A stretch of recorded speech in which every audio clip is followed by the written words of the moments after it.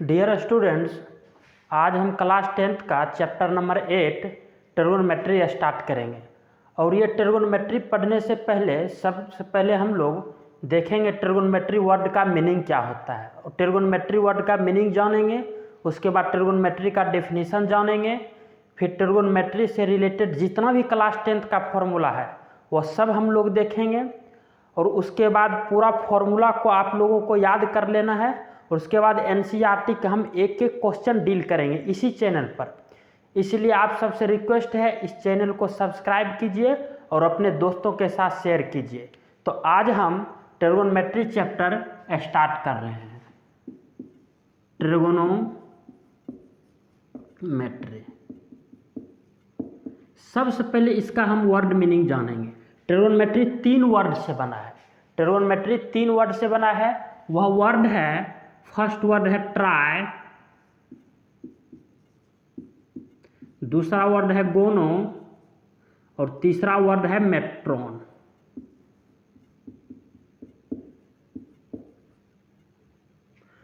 Try का meaning होता है 3, गोनो साइड्स और मेट्रोन स्टडी। ट्रिगोनोमेट्री वर्ड से ही इसका डेफिनेशन निकल रहा है। 3 साइड्स, 3 साइड्स किसमें होता है? ट्रायंगल में होता है। वर्ड के नाम से ही स्पष्ट है कि ट्रिगोनोमेट्री चैप्टर में हम ट्रायंगल का स्टडी करेंगे। लेकिन एक खुशी की बात यह है कि क्लास 10th में केवल राइट एंगल ट्रायंगल को ही स्टडी करना है। क्लास 10th में केवल राइट एंगल ट्रायंगल को ही स्टडी करना है। तो अब हम लोग ट्रिगोनोमेट्री का डिफिनीशन क्या लिखेंगे?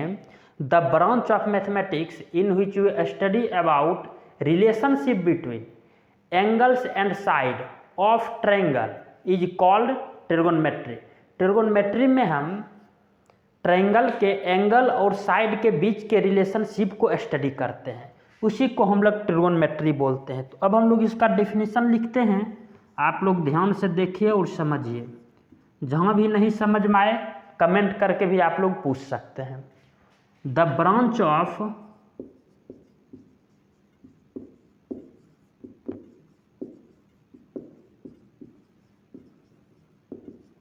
Mathematics in which we study about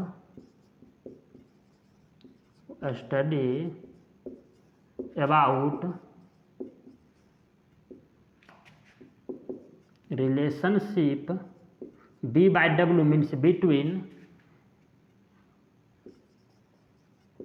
angles and sides of triangle is called trigonometry।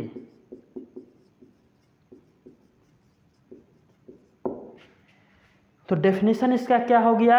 The branch of mathematics, mathematics का ऐसा ब्रांच जिसके अंदर हम लोग एंगल्स, साइड ऑफ ट्रायंगल, किसी भी ट्रायंगल के एंगल और साइड के बीच के रिलेशन को स्टडी करते हैं, उसी को हम लोग ट्रिगोनोमेट्री कहेंगे। तो सबसे पहले हमने जाना है ट्रिगोनोमेट्री वर्ड का मीनिंग क्या होता है।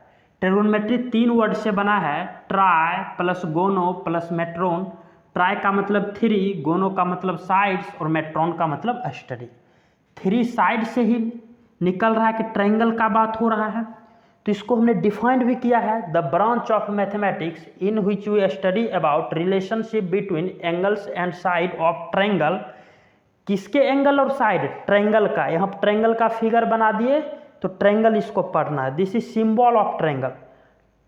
ट्रायंगल के एंगल्स और साइड के बीच का रिलेशन को हम लोग स्टडी करेंगे ट्रिगोनोमेट्री में। तो क्लास 10th में केवल हम लोग को राइट एंगल ट्रायंगल के बारे में पढ़ना है। ओनली स्टडी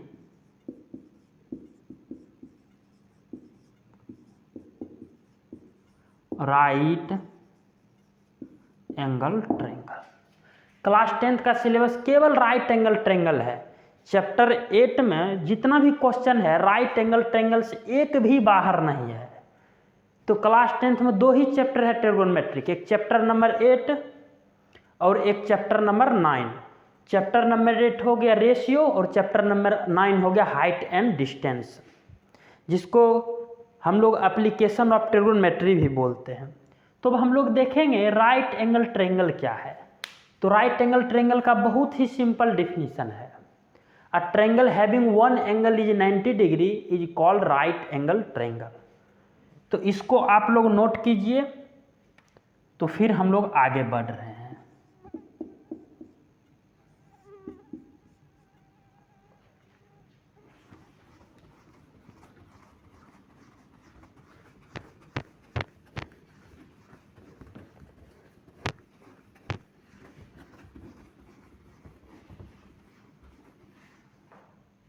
अब हम लोग राइट एंगल ट्रायंगल को डिफाइन करेंगे। Right angle triangle,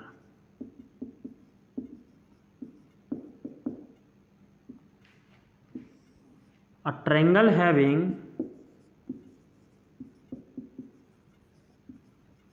one angle is 90 degree is called right angle triangle। Right angle triangle, ऐसा ट्रायंगल जिसमें एक एंगल 90 डिग्री होना चाहिए। तो हम लोग देखते हैं by the figure, triangle A B C in which angle B 90 degree. तो now we can say that triangle A B C is right angle triangle because angle B is equals to 90 degree. Angle B कितना हो गया? 90 degree हो गया। तो ये right angle triangle हो गया। दूसरा एग्जाम्पल में हम लोग देखते हैं, एक भी एंगल यहाँ पर 90 डिग्री नहीं है, एक भी एंगल यहाँ पर 90 डिग्री नहीं है, तो ये राइट एंगल ट्रायंगल नहीं होगा। जिस तरह सब ट्रायंगल में 3 साइड होता है, उसी तरह राइट एंगल ट्रायंगल में भी 3 साइड होता है। लेकिन राइट एंगल ट्रायंगल में तीनों साइड का स्पेसिफिक नाम होता है। स्पेसिफिक नाम का मतलब हो गया स्पेशल नाम होता है। एक हो गया परपेंडिकुलर, दूसरा हो गया बेस और तीसरा हो गया हाइपोटेनस। तो परपेंडिकुलर और बेस ये एक्सचेंज होते रहता है according two angles, but hypotenuse always fix रहता है। In right angle triangle perpendicular और बेस को हम लोग स्मॉलर साइड बोलेंगे, बट हाइपोटेनस जो है लार्जर साइड रहता है। तो इसको भी आप लोग नोट कीजिए और फिर हम आगे बढ़ रहे हैं।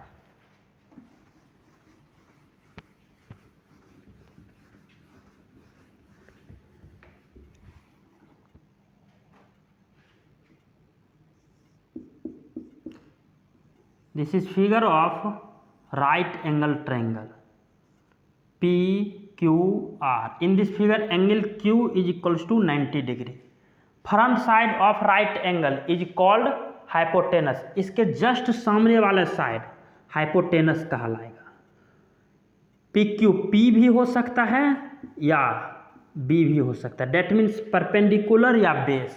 और QR बेस भी हो सकता है या परपेंडिकुलर भी हो सकता है। This is depend on theta. या किस पर डिपेंड होगा? Theta. What do you mean by theta? Theta क्या है?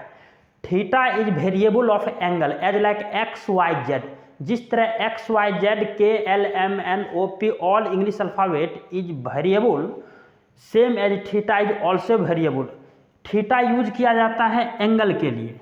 तो ये तो 90 डिग्री फिक्स हो गया, और ये दोनों क्या है हमको मालूम नहीं है, तो इसीलिए किसको मानते हैं? Theta. Theta is nothing, theta is variable. Read as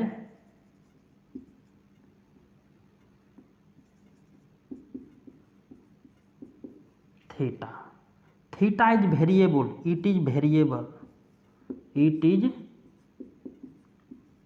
variable. Its values are not fix, its values are not fixed. It is depend on sides. ये किस पर डिपेंड होगा बाबू? साइड पर होगा। तो परपेंडिकुलर हम लोग कहेंगे किसको? परपेंडिकुलर कहेंगे front side of theta is called perpendicular. इस थीटा के लिए जस्ट सामने है पी क्यू, तो पी क्यू यहां परपेंडिकुलर हो गया फॉर थीटा।